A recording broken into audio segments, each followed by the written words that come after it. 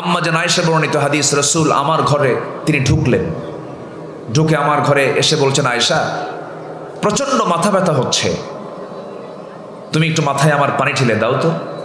পানি ঢেলে দেওয়া হচ্ছিল। নবীজির প্রচণ্ড জ্বর, প্রচণ্ড মাথা ব্যথা। এমত অবস্থায় আমার নবীর কানে বেলালের আজান কানে চলে আসলো। আজান শোনা মাত্রই বলছেন, আমার আয়েশা আমার তো মসজিদে যাওয়া দরকার। সুবহানাল্লাহ বলবেন না? আমার তো মসজিদে যাওয়া দরকার। আজান শুনলি কোথায়? জোরে বলেন কোথায়? মসজিদ। এটা হচ্ছে ইমানদারের লক্ষণ। আজান শুনেছি, বেলাল তো আজান দিল, কিন্তু আজকে আমি উঠতে পারছি না। আয়েশা আমাকে একটু ধরো তো। ধরে ধরে ওঠার চেষ্টা করলেন, কিন্তু আমার নবীজি মুখ থুবড়ে পড়ে যাচ্ছেন বারবার। আম্মা জান আয়েশা বলেন, ইয়া রাসূলুল্লাহ আপনার উঠতে পারবেন না মনে হয়, বিশ্রাম দরকার আপনার। রাসূল বলছেন, আয়েশা রে বুঝতে পেরেছি আমার জামাতে নামাজ আর হবে না মনে হয়, আমি আর জামাতে নামাজ পড়তে পারবো না। তুমি আমার প্রিয় সাহাবী, আমার বন্ধু, তোমার বাবা আবু বকরকে বলে দাও সেজন্য আমার মুসাল্লায় দাঁড়ায়া আমার দায়িত্বটা পালন করে। আজান শেষ হয়ে গেল, সাহাবে কেরাম অপেক্ষার প্রহর গুনছেন, রাসূল কখন আসবেন। সময়টা ঘনিয়ে যাচ্ছে, নবীজির আগমন হয় না। এমন সময় আম্মা জান আয়েশা যখন জানিয়ে দিলেন, আমার নবীর মুসাল্লায় যখন সাইয়েদনা আবু বকর যখন দাঁড়িয়ে গেছেন, সঙ্গে সঙ্গে সাহাবে কেরাম হাউমাউ করে কান্নাকাটিতে ভেঙে পড়ল। সাহাবে কেরাম কাঁদতেছি। সাহাবে কেরামের কান্নার কারণ হলো, আহারে আমার নবীজি যার পেছনে সারা জীবন নামাজ পড়লাম, সেই নবীজি আজকে নাই। ইমাম যখন নতুন হয়ে এসেছে, বুঝতে পেরেছি নবীর পেছনে বুঝে আমাদের নামাজের কিসমতে জুটবে না। এই চিন্তা মাথায় নিয়া সাইয়েদনা আবু বকর সিদ্দিক রাদিয়াল্লাহু তাআলা নামাজ পড়াচ্ছেন, কিন্তু তার চোখে পানি টলমল করছে। নবীজি নামাজ পড়তেছেন, কিন্তু আমার নবীজি আম্মা জান আয়েশার ঘরের ভিতরে বলছেন, আয়েশা আমার সাহাবীরা তো নামাজ পড়তেছে, আমার সাহাবীরা কেমন করে নামাজ পড়ে, আমাকে একটু ধরো তো, আমাকে জানালার কাছে একটু নিয়ে যাও। জানালার কাছে তাকে শক্ত করে ধরে যখন সেই ফাঁকার জায়গা যখন তাকে দাঁড় করে রাখানো হলো, শক্ত করে আম্মা জান আয়েশা ধরে আছেন। আবু বকর সিদ্দিক রাদিয়াল্লাহু তাআলা তেলাওয়াত করছেন, নামাজের মধ্যে নামাজ শুরু হয়ে গেছে, সাহাবে কেরাম কাঁদতেছেন। নবীজির সাহাবীদের নামাজ দেখে তিনিও কান্না ভেঙে পড়ছেন। নবীজির চোখ বেয়ে বেয়ে টপ টপ করে পানি পড়ছে। নবীর চোখের পানি দেখে আম্মা জান আয়েশা বলছেন, ইয়া রাসূলুল্লাহ সাহাবীরা তো নামাজ পড়ে, আপনার চোখে পানি কেন, আপনি কেন কাঁদতেছেন? তারা তো নামাজ পড়ছে, এটা তো দুঃখের কোনো কারণ নয়। রাসূল বলছেন, আয়েশা রে আজকে আমার সাহাবীরা সুন্দর করে কাতারে কাতারে নামাজ পড়তেছে। আয়েশা তুমি কি জানো এই নামাজ পড়তে গিয়ে কাফেররা আমাকে কত টর্চার করেছে? এই নামাজ আদায় করতে গিয়ে মক্কার কাফির মুশরিকরা, আমি যখন রুকুতে চলে গেছি, উতবা সাইবা মুগিরারা আমার পিঠের উপরে উটের পচা নালিফুরি চাপায়া দিয়েছে, মুখ থুবড়ে আমি জমিনে পড়ে গেছি। আমার সাহাবীরা নামাজ পড়তে গেছি, হাতের মধ্যে তারা মূর্তিগুলো ঢুকায় দিয়েছে। এই নামাজ কায়েমের আন্দোলন করতে গিয়ে তায়েফের ময়দানে দাওয়াত দিতে গিয়ে মার খেতে খেতে আমার রক্ত রঞ্জিত হয়েছে। এই নামাজ কায়েমের সংগ্রাম করতে গিয়ে আমার বন্ধু আবু বকর রক্তাক্ত হয়ে মক্কার মাটিতে সেন্সলেস হয়ে পড়েছে। আমার বেলালকে মারতে মারতে গোটা শরীরটা জখম করে দিয়েছে। আমার খাব্বাবকে মারতে মারতে পিঠের চামড়া তুলে দিয়েছে। ইয়াসারকে 2 টুকরা করে দুনিয়া থেকে বিদায় করে দিয়েছে। ওরে আয়েশা, এই নামাজ কায়েমের সংগ্রাম করতে গিয়ে উহুদের ময়দানে দেখো না, এই যে দুটা দাঁত আমার নাই, 2টা দাঁত আমার কাফের মুশরিকরা ভেঙে দিয়েছে। এই নামাজ কায়েমের সংগ্রাম করতে গিয়ে খন্দকের প্রান্তরে কোদাল দিয়ে মাটি খনন করতে গিয়া, পরিখা খনন করতে গিয়া আমার যে কোমরটা কুঁজো হয়েছে, আজ পর্যন্ত আয়েশা আমি কোমর সোজা করে দাঁড়াতে পারি না। এই নামাজ কায়েমের সংগ্রাম করতে গিয়ে এত কষ্ট, এত ত্যাগ স্বীকার করেছে। সেই সুন্দর একটা মুহূর্ত আমি দেখতে পাচ্ছি, আমার সাহাবীরা 5 ওয়াক্ত নামাজ কি সুন্দর করে জামাতে পড়ছে। এই সুন্দর দৃশ্য দেখে আমার চোখে পানি এসেছে। এটা আমার দুঃখের পানি নয়, এটা আমার চরম আনন্দের পানি। আমার নবীজি এই কথা বলেই বলছেন, আয়েশা মনে হয় বাঁচব না, দুনিয়া থেকে বিদায় নিয়ে যাব, মনে হয় মরে যাব। তুমি আমার কলিজার টুকরা ফাতিমাকে একটু ডেকে আনো তো। ফাতিমার কথা যখন বলা হলো, ফাতিমা রাদিয়াল্লাহু তাআলা আনহা নবীর সামনে হাজির হয়ে গেলেন। ফাতিমার চক্ষু দুটি লাল হয়ে গেছে, কাঁদতে কাঁদতে বেকরার হয়ে যাচ্ছেন, রাসূল বাঁচবেন না। রাসূল বলছেন, ফাতিমার এইদিকে কাছে আসো। কানের মধ্যে মুখ ঢুকায় বলছেন, ফাতিমা তোমার কান্নার কারণ নাই। দুনিয়ার জিন্দেগিতে তুমি আমার যেমন কাছাকাছি ছিলা, আমি কবরের মাটিতেও তুমি আমার সঙ্গে কাছাকাছি থেকে যাবে, মানে আমার পরেও তোমার মৃত্যু হয়ে যাবে। মানুষ মৃত্যুর কথা শুনলে পরে টেনশন করে, কিন্তু ফাতিমার মুখে হাসির ঝিলিক দেখা দিল। না না, আমার আব্বা চলে যাচ্ছেন, আমিও দুনিয়া থেকে বিদায় নেব, কাছাকাছি থেকে যাব। আমার নবীজের পরে বলছেন, আয়েশা আমি মনে হয় দুনিয়া থেকে বিদায় নিয়ে নেব, তুমি আমার জন্য দেখো তো মেসওয়াক টানতে পারো নাকি, মালাকুল মউত যে কোনো মুহূর্তে আমার কাছে চলে আসবে। মুখটা কেমন যেন একটু গন্ধ গন্ধ মনে হচ্ছে। মেসওয়াকের জন্য যখন বলা হলো, সহিহ হাদিস, আম্মা জান আয়েশা বর্ণিত হাদিস, তিনি নিজে উঠতে পারলেন না। তার ভাই আব্দুর রহমানকে ডাক দিয়ে বলছেন, ভাই আব্দুর রহমান একটা মেসওয়াক এনে দাও তো। মেসওয়াক এনে দেওয়া হলো। মেসওয়াকের আগাই শক্ত দেখে আম্মা জান আয়েশা মেসওয়াকটা কি চাবায়া চাবায়া নরম করে দিলেন। মেসওয়াকের আগায় কিছু থুতু জমা হয়ে গেল। নবীর হাতে যখন দেওয়া হলো, আমার নবীজি মেসওয়াক হাতের মধ্যে নিয়া মেসওয়াক শুরু না করে মুস্কি একখান হাসি মেরে আমার নবীজি তার আম্মা জান আয়েশার সেই মুখের লাগানো থুতুটা মেসওয়াকের আগায় চুষে চুষে তিনি পান করছেন। মুস্কি মুস্কি হাসি দিয়ে বলছেন, আয়েশা আমার মনে হয় শেষ, আমি দুনিয়া থেকে বিদায় নিয়ে নেব। আম্মা জান আয়েশা নিজেকে ধন্য মনে করেছেন। তিনি বলেছেন, নয়টা কারণ আমি শ্রেষ্ঠ, আমি অন্যান্য স্ত্রী চাইতে আল্লাহ তাআলা আমাকে মর্যাদা বেশি দিয়েছেন। এর মধ্যে অন্যতম কারণ হলো আমার নবীজি তার জীবনের শেষ খাবার খেয়েছেন আমি আয়েশা, আমার মুখের লালা। আমার নবীজি মিসওয়াক সম্পন্ন করলেন। মিসওয়াক সম্পন্ন করে মৃত্যুর জন্য প্রস্তুতি নিচ্ছিলেন। এমন সময় বলছেন, আয়েশা আমি মনে হয় দুনিয়া থেকে বিদায় নিয়ে নেব। একটা কথা তোমাকে বলে যাচ্ছি, আমার পরিবারের জন্য কিছু বলবো না, আমি কারো জন্য কিছু বলবো না, আমার গোটা বিশ্বের সকল উম্মতের জন্য আমি একটা মেসেজ দিয়ে যাচ্ছি আয়েশা, এই হাদিসটা তুমি সবাইকে জানায় দেবে। আমি নবীজি আমার জীবনের শেষ মুখ থেকে আমার লাস্ট কথা হলো, আসসালাত আসসালাত আইমা মালাকাত আইমানুকুম, আমার উম্মতরা যেন কখনো 5 ওয়াক্ত নামাজ না ছেড়ে দেয়। বুকটা পড়ে যায়। আমার দেশের সকল নামের আগে মোহাম্মদ লাগানো, কিন্তু সেই বান্দাগুলো নামাজ পড়ে না। আজান হয়ে যায়, বাজারে মানুষের অভাব নাই, মসজিদের লোক নাই, ফজরের আজান হয়ে যায়, মসজিদটা ফাঁকা পড়ে থাকে, আবাদ নাই মসজিদে। আমার বন্ধুগণ, সন্তান স্কুলে যায় না, বা সন্তানকে বাপ মা কত শক্ত শাসন করে, কিন্তু সন্তানগুলো নাক ডেকে ফজরের সময় ঘুমাচ্ছে, কিন্তু বাপ মার কোনো চাপ নাই। এমন পরিবার কম না বেশি? আসতে বলবেন না, কম না বেশি? এই জন্য সবার আগে ব্যক্তি, পরিবার, সমাজ, সব জায়গায় সবার আগে হুকুমটা চলবে কিসের হুকুম? আসতে বলবেন না, কিসের হুকুম বলেন? প্রত্যেকটা পরিবারের দায়িত্বশীল আছে না নাই? তার দায়িত্বের সম্পর্ক প্রশ্ন করা হবে।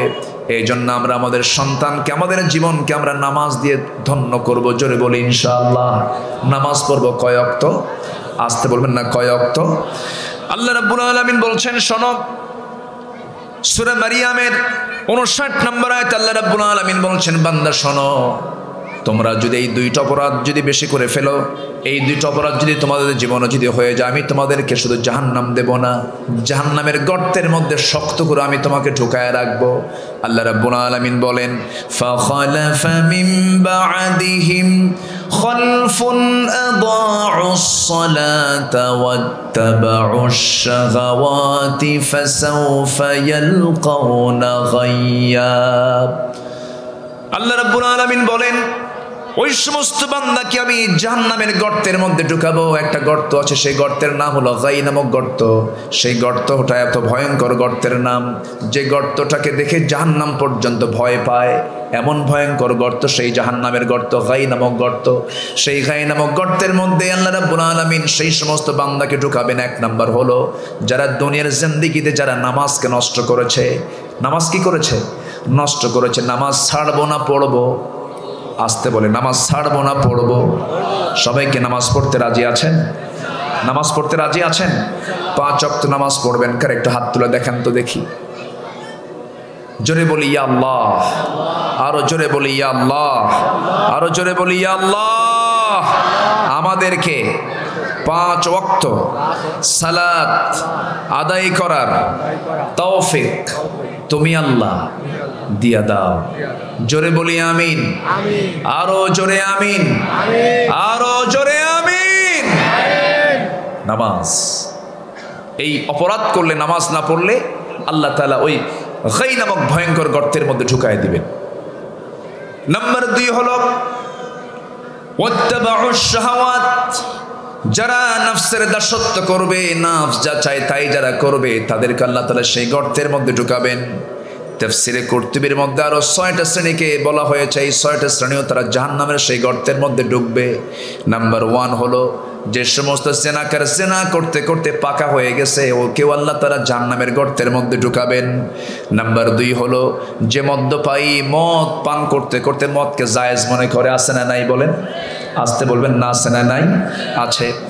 নাম্বার 3 হলো যে সুদখোর সুদের কারবার করতে করতে সুদটাকে জায়েজ মনে করে, সুদের কারবার করতে করতে পাকা সুদখোর হয়ে গেছে। নাম্বার 4 হলো যে সন্তান পিতামাতার প্রতি সুন্দর আচরণ করে না, তাদের খেয়াল রাখে না, এমন সন্তান তো বাংলার জমিনে নাই। বসেন, আজান হয়েছে মনে হয় না, দেরি আছে তো নড়াচড়া করছেন কেন? বসেন, এই যে ওঠে কেন? কি করব?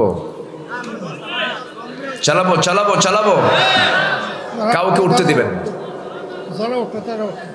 কাউকে উঠতে দিবেন না।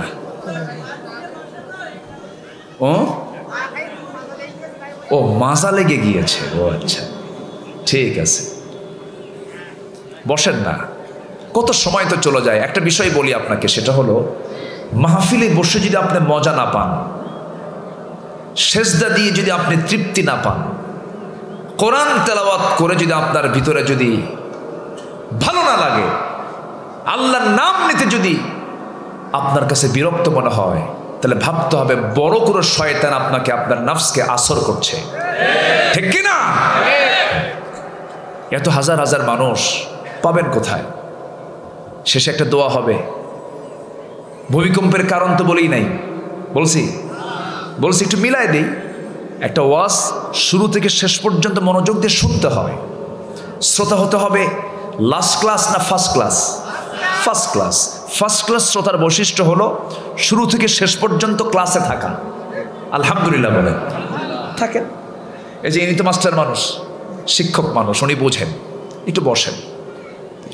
সম্মানিত ভাইয়েরা, জাহান্নাম কি কেউ পেতে চাই? তাহলে কি পেতে চাই বলেন? কি পেতে চাই বলেন? জান্নাতটা কত দূরে আছে? হ্যাঁ, কাছাকাছি। তাহলে কেমনে যাবেন? করে ফেললাম, জান্নাতটা কাছে না তো। জান্নাত হচ্ছে আল্লাহর ঘরের সাথে। জোরে বলে সুবহানাল্লাহ। আল্লাহর ঘর কি এই পাড়া ওই পাড়া? আল্লাহর ঘরে গিয়েছিলেন, আল্লাহর আরশ আজিমে গিয়েছেন একজন মানুষ, তিনি হচ্ছেন মুহাম্মদ সাল্লাল্লাহু। পৃথিবীর কোন বিমানে চড়ে? কার ফ্লাইটে? আস্তুল কার ফ্লাইটে? তাহলে জান্নাতে যেতে হবে কার ফ্লাইটে চড়ে? আল্লাহর ফ্লাইটে চড়ে। ইল্লিনে যেতে হবে অথবা সিজ্জিনে যেতে হবে। সিজ্জিনে যাব না, আমরা ইল্লিনে যাব। জোরে বলি আল্লাহু আকবার। সেই জান্নাত যারা চেয়েছেন তারা পেয়েছেন। চেয়েছিলেন আসিয়া আলাইহিস সালাতু ওয়াস সালাম, কিভাবে পেয়েছেন? এমনি এমনি পান নাই। তাদের ত্যাগ কি, তাদের সাধনা কি? আমরা ভাবি ঠাকঠুক মেরে কয়েকটা সেজদা দেব, রমজান মাসে রোজা রাখবো, টাকা আছে হজে যাব, এই একটু মসজিদ মাদ্রাসা বানায় দিয়া আল্লাহ মানে জান্নাত না দিয়ে যাবে কোথায়? এরকম কিছু লোক আছে না নাই?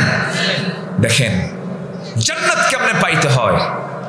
মারিয়ামের নাম নিয়েছে, আরেকজন মহিলার নাম একটু নিচ্ছে, আসিয়া নাম। কি নাম? আসিয়া। কার বউ? বলেন কার বউ? দেখেন ফেরাউনের ঘরে থেকে তার ঈমান আছে না নাই? আছে। আর আজকে ফেরাউন না, শহীদুল ইসলামের ঘরে থেকেও ঈমান নাই, আছে না নাই? আচ্ছা, ফেরাউনের ঘরে থেকে তিনি ঈমানটাকে মজবুত রেখেছেন, ইসলাম কবুল করলেন। ফেরাউন বলল, আসিয়া শুনলাম তুমি নাকি মুসার দিন গ্রহণ করেছ। সঙ্গে সঙ্গে আসিয়া আলাইহিস সালাম বলছেন, আমার স্বামী আপনি আমাকে যে কথাটা বললেন এটা ভুল কথা।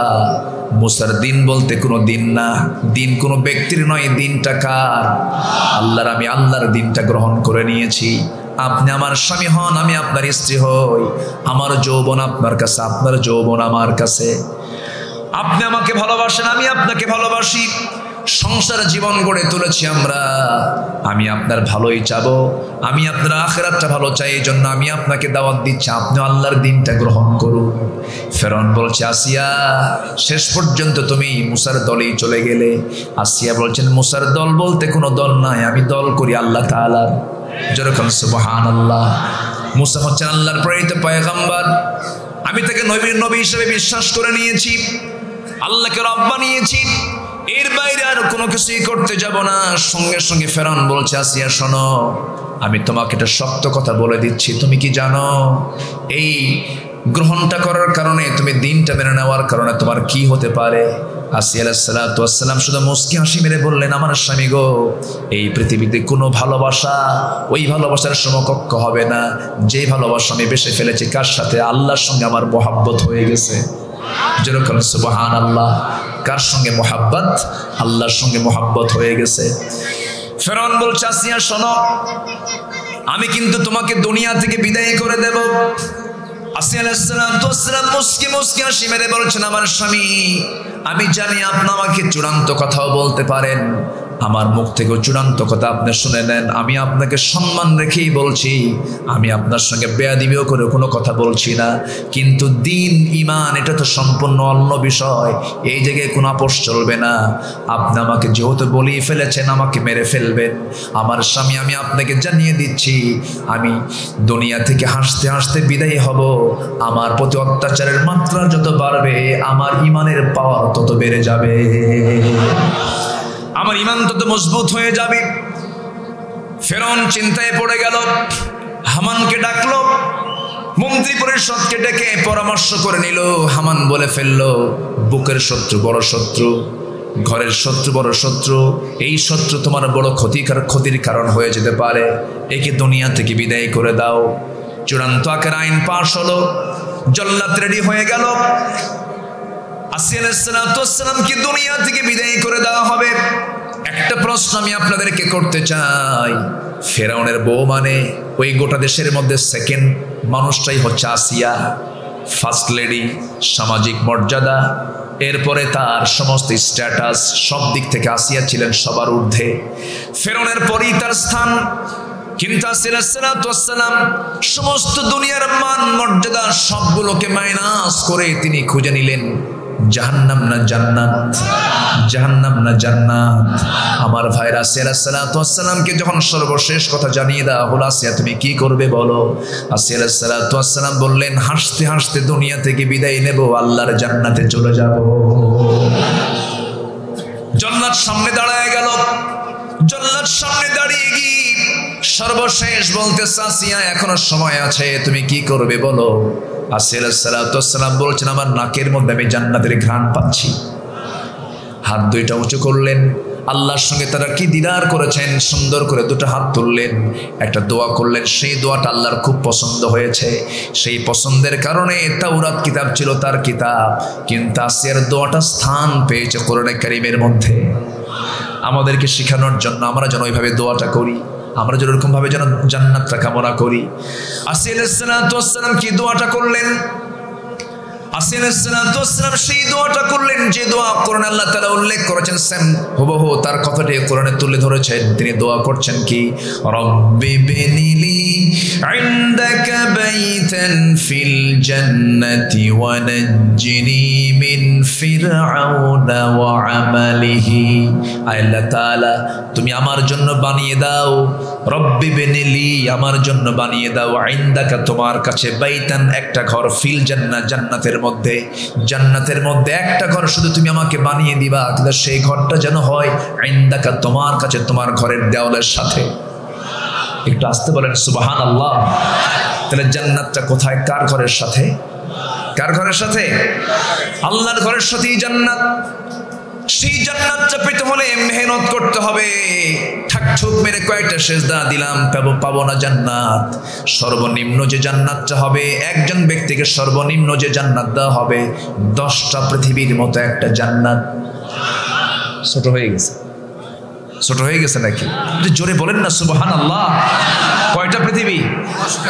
এই পৃথিবীতে দেশের সংখ্যা হলো 228টা। 228টা দেশ, 228টি দেশের সমন্বয়ে গোটা পৃথিবী। এর মধ্যে সুপার পাওয়ার আমেরিকা আছে, ভ্লাদিমির পুতিনের রাশিয়া আছে, দামোদর দাস নরেন্দ্র মোদীর ভারত আছে। এইরকম করে গোটা দুনিয়া 228টি দেশ নিয়ে একটা দুনিয়া, 50 কোটি 10 লক্ষ বর্গ মাইলের এই দুনিয়া। এইরকম একটা দুনিয়া নয়, 10টা দুনিয়ার সমান একটা জান্নাত একজন বান্দাকে দেওয়া হবে। তাহলে আল্লাহর জায়গা কি আছে? আসতে বলে আল্লাহর জায়গা আছে না নাই? একটু একটু মাথা খাটান।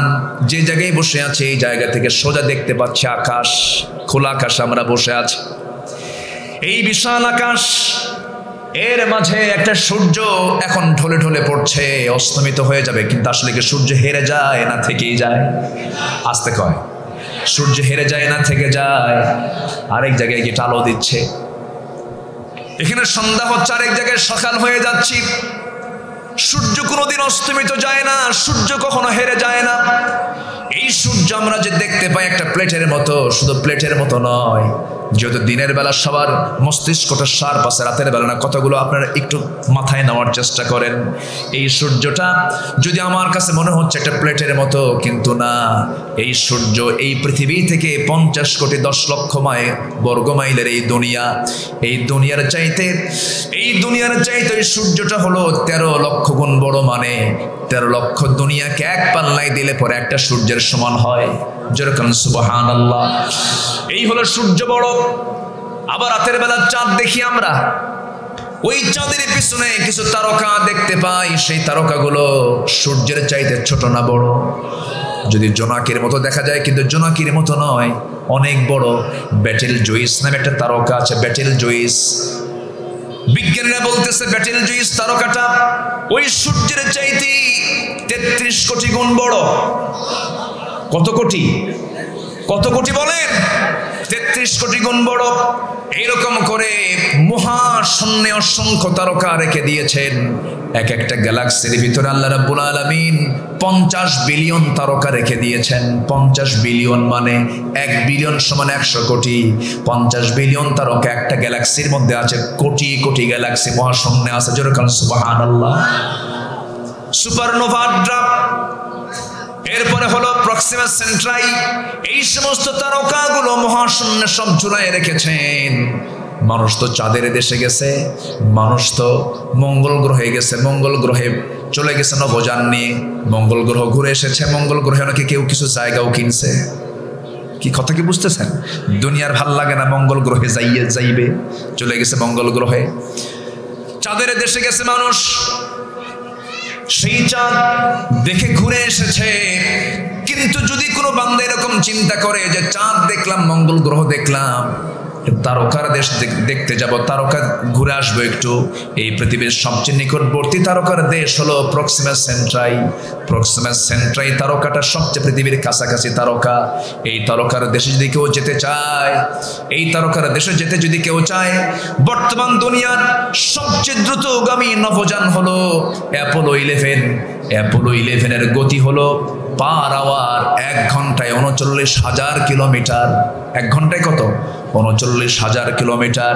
39,000 কিলোমিটার বেগে কোনো ব্যক্তি যদি ওই নভোযানে চড়ে, অ্যাপোলো 11-এ চড়ে যদি সেই তারকার দেশ প্রক্সিমা সেন্টারের সবচেয়ে কাছের তারকার দেশে যদি যেতে চায়, তার সময় লেগে যাবে 1,15,000 বছর মাত্র। যাবেন কারা কারা? হাত তোলেন, বলেন। সুযোগ আছে? আর এই আকাশের নিচে ছোট্ট একটা মানুষ, অহংকার কি দেখেন? হ্যাঁ, অহংকারটা কি? চেয়ার পাইলে পরে সুপারগুলো আটা দিয়া বসে, ছাড়াছাড়ি নাই। আছে না নাই? অহংকার করো না। অহংকার যার পতন হবে তার, জুলুম করবে যে ধ্বংস হবে সে। শুধু সময়ের অপেক্ষা। আল্লাহ আছে না নাই? ধরে ধরে ধরে না, ধরলে আল্লাহ। 1600 বছর ফেরাউন ছিল, জ্বরও হয় নাই, নাক দিয়ে পানিও পড়ে নাই, সর্দিও লাগে নাই, ধরছেন আল্লাহ। কয়দিন? আসতে বলবেন না, কয়দিন? ফেরাউনের মৃত্যুর 1 মিনিট আগেও জানতো না ফেরাউন আমার এইরকম পতন হবে। অতএব এই বিশাল আকাশের নিচে ক্ষুদ্র একটা মখলুক, তুমি অহংকার করো না, অহংকার করো না, জুলুম করো না, নির্যাতন করো না। সম্মান দেওয়ার মালিককে, আবার বেইজ্জত করার মালিককে, সে আল্লাহ আছে না নাই? আসতে বলবেন না, আছে না নাই? তুরস্কের দিকে তাকান, কি চিত্র! 17 ঘন্টা বোন তার ছোট্ট ভাইকে, মানে যেন বিল্ডিং চাপা, বিল্ডিং এর কলাম চাপা লেগে যেন না মারা যায়, সে কষ্ট করে ছোট্ট ভাইকে সে আগলে রেখেছে যেন সে মারা না যায়। 17 ঘন্টা। এই যে একটা দুর্যোগ, এই যে একটা ভূমিকম্প পৃথিবীবাসীকে নাড়া দিয়ে যাচ্ছে, পৃথিবী যদি একটা পরিবার ভাবি আমরা, এর মধ্যে কি আমরাও নাই? আসতে বলেন কেন? আমরা আছি না নাই? আছি। 2021-এর শেষের দিকে মনে আছে কিনা আপনাদের? ফজর নামাজ পড়তে গিয়েই খালি মসজিদ নড়ে, মনে আছে আপনাদের? আছে? আচ্ছা, যে নড়াটা নড়ছে ছিল কয়েক সেকেন্ড, কয়েক মিনিট হলে বলেন ঢাকা আছে? ঢাকা ফাঁকা, ঢাকা কি হতো? ফাঁকা হয়ে যেত। অতএব এই জমিনকে সকল প্রকার গজব থেকে নিরাপদে রাখার জন্য আমি মনে করি প্রত্যেক নেতৃবৃন্দকে এই কাজে এগিয়ে আসতে হবে। সমাজে কোনো প্রকার অন্যায়, অনৈতিক, বেহায়াপনা এবং অশ্লীল কোনো কাজ আমরা হতে দেব না, ঠিক কিনা? সমাজে জমিনে তখনই ভূমিকম্প হয়, সাইক্লোন হয়, সিডর হয়, আইলা হয়, তখন যখন জমিনে 1 নম্বর জেনার পরিমাণ বেড়ে যায়। আজকের সমাজে বিয়ে বেশি না জেনা বেশি? 4টা কারণে হয়। কয়টা কারণে বলেন? 4টা কারণ। নাম্বার 1, জেনা বেড়ে গেলে। কি বেড়ে গেলে? জেনা বেড়ে গেলে। আজকের সমাজে বিয়ে বেশি না জেনা বেশি? বলেন। বৈধ সম্পর্ক না অবৈধ সম্পর্ক?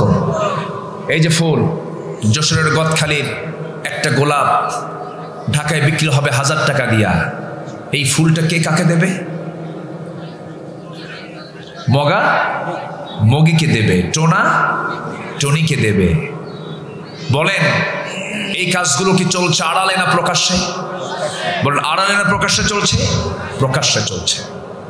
একটা ছেলে একটা মেয়ের সঙ্গে বসে আছে, একটা ছেলে একটা মেয়ে পাশাপাশি বসে গল্প করছে, এমনকি মেয়ের উরুতে মাথা রেখে পবিত্র অঙ্গন ক্যাম্পাসের সামনে ঘন্টার পরে ঘন্টা গল্প করে। প্রশাসন দাঁড়িয়ে থেকে মুস্কি মুস্কি হাসে আর বলে ভালো করে করো। আমি কি ভুল বলছি? আমি কি ভুল বলছি? ছেলে মেয়ে উভয়ের সম্মতিতে যদি তারা পরস্পর শারীরিকভাবে মিলিত হয়, এটা নাকি কোনো অপরাধ না। এই জাতীয় কথা তারাই বলতে পারে যারা কোরআন এবং হাদিসের বিধানকে মানে না, ঠিক কিনা? আমার মেয়েকে রক্ষার দায়িত্ব আমাদের আছে না নাই? আমার বইয়ের সতীত্ব রক্ষার দায়িত্ব আমাদের আছে না নাই? 14ই ফেব্রুয়ারি কোনো ভালোবাসা দিবস নয়, এটা বিশ্ব লুচ্চা দিবস, বেহায়া দিবস, নোংরা দিবস। মুসলমানদের ভালোবাসা নির্দিষ্ট দিনক্ষণ নয়, মুসলমানদের ভালোবাসা 24 ঘন্টার প্রত্যেকটা সেকেন্ডই ভালোবাসা। বলি আলহামদুলিল্লাহ, আমরা ভালোবাসা নিয়ে জন্ম নিয়েছি। কি নিয়ে জন্ম নিয়েছি? ভালোবাসা নিয়ে। কষ্ট পাচ্ছেন? সম্মানিত ভাইছেন ইন্নামাল খামরু ওয়াল মাইসিরু ওয়াল আনসাবু ওয়াল আজলামু রিজসুম মিন আমালিশ শাইতান ফাজতানিবু। মদ জুয়া সব আল্লাহর কাম না শয়তানের কাম? মিন আমালিশ শাইতান, আল্লাহর নির্দেশ নাকি এটা? শয়তানের নির্দেশ। এই সমস্ত কাজে আমরা যাব না। জোরে বলি ইনশাআল্লাহ, আরো জোরে বলি ইনশাআল্লাহ। আসিয়ার কথা বলছিলাম, আমরা মনে আছে কিনা জানি না। আসিয়া আলাইহিস সালাতু ওয়াস সালাম শেষ পর্যন্ত দুনিয়া থেকে বিদায় নিয়ে এটাই বুঝাইয়া দিলেন, ও দুনিয়ার মানুষ, ইমানের পথে টিকে থাকতে গেলে, আল্লাহর জান্নাত কামাই করতে গেলে হাসি মুখে এমন করে দুনিয়া থেকে বিদায় নিতে হয়। আমরা সব বিসর্জন দেব, কিন্তু ইমানটাকে আমরা কখনো ছেড়ে দিতে পারবো না। নামাজ পড়বেন তো সবাই? সবাই নামাজ পড়তে রাজি আছেন তো? গাই নামক গর্তের মধ্যে 6 শ্রেণী যাবি, 4টা বলেছি। নাম্বার 5 হলো যে ব্যক্তি মিথ্যা সাক্ষী দিবে, আল্লাহ রাব্বুল আলামিন তাকে গাই নামক গর্তের মধ্যে জাহান্নামের মধ্যে ঢুকায় দিবেন। নাম্বার 6 হলো যে নারী অপর সন্তানকে নিজের স্বামীর সন্তান বলে চালায়া দেয়, অর্থাৎ অবৈধ জেনার ফলে যে সন্তানগুলো আসে, এই সমস্ত মহিলাদেরকে আল্লাহ রাব্বুল আলামিন সেই জাহান্নামের গাই নামক গর্তের মধ্যে ঢুকাবেন। এই সমস্ত অপরাধ থেকে আল্লাহ আমাদের সবাইকে হেফাজত করুন। জোরে বলি আমিন, আরো জোরে আমিন।